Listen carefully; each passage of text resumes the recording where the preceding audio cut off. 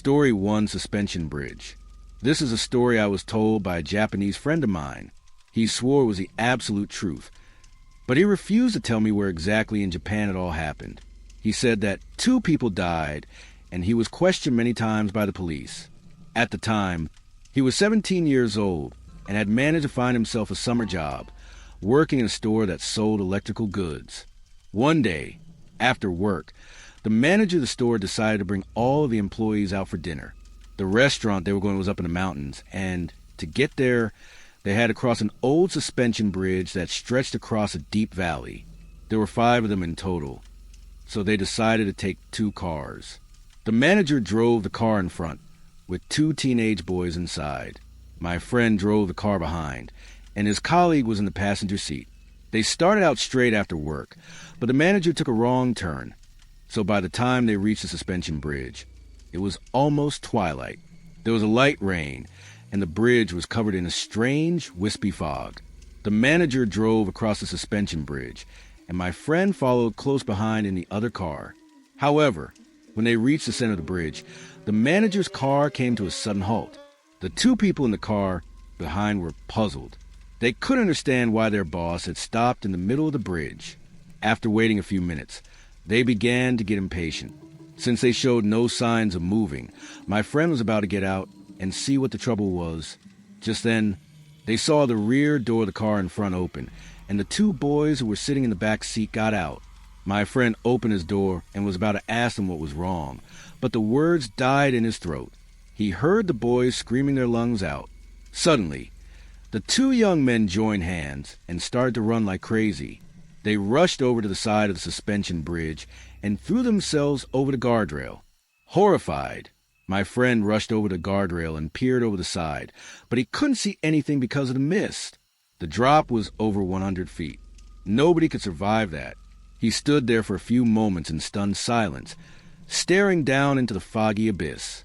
When he went over to check the car in front, he found the manager crouched over the steering wheel, gripping it so tightly that his knuckles were white.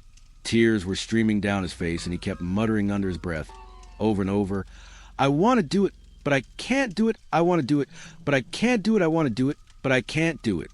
My friend called the police, and when they arrived, they had to pry the manager's hands off the steering wheel.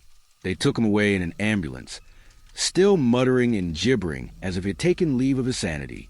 Later that night, the bodies of the 2 young men were fished out of the river. My friend and his colleague were persistently questioned by the police, but they couldn't shed any light on the puzzling incident. The police seemed to think that it was some kind of weird suicide pact. A few months after that, my friend went to visit the store manager, who was recovering in a mental hospital.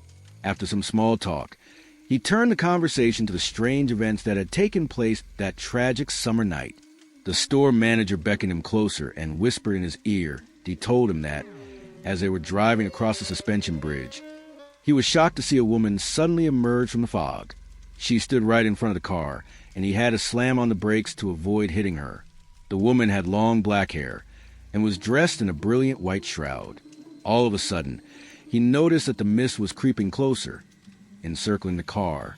Then, from the depths of the wisping fog, a group of children appeared. They were dressed in similar white shrouds, and their faces were deformed and smeared with blood. Before they knew what was happening, the grotesque children surrounded the car and began beating on the windows and doors with their fists. The children began chanting, "Join us, come with us, join us, come with us, join us, come with us." The manager said that the children's haunting voices echoed around in his head, and he felt powerless to resist. He clung onto the steering wheel for dear life. At that moment, he dearly wanted to die, but some small part of him desperately wanted to live. He heard the boys in the back seat screaming as the children opened the door and dragged them out into the mist. The terrified manager had to fight the urge to join them in death. After hearing this story, my friend was shaking with fear. As he rose to leave, the manager grabbed him roughly by the arm and hissed, "I think that's what happened, but don't tell the police. They'll never believe you. Sometimes I don't even believe in myself. Just promise me one thing. Promise me that you will never attempt to cross that suspension bridge again, or they'll come for you and drag you to your death as well." Story 2: Gray Lady. The Gray Lady is a ghost that haunts Willard Library in Evansville, Indiana. The first sighting of the Gray Lady ghost in Willard Library happened in 1937. At 3 a.m., the night janitor at the children's library entered the basement to check the furnace. He was so startled by what he saw that he dropped his flashlight.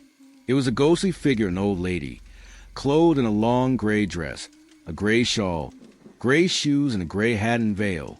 As he watched, the figure dissolved into the shadows. The night janitor was so freaked out that soon afterwards he quit his job. The library hired another janitor to replace him. When the new janitor went into the basement at night, he too began catching glimpses of the ghost. It wasn't long before he quit his job as well. Ever since then, the ghost has been spotted a number of times.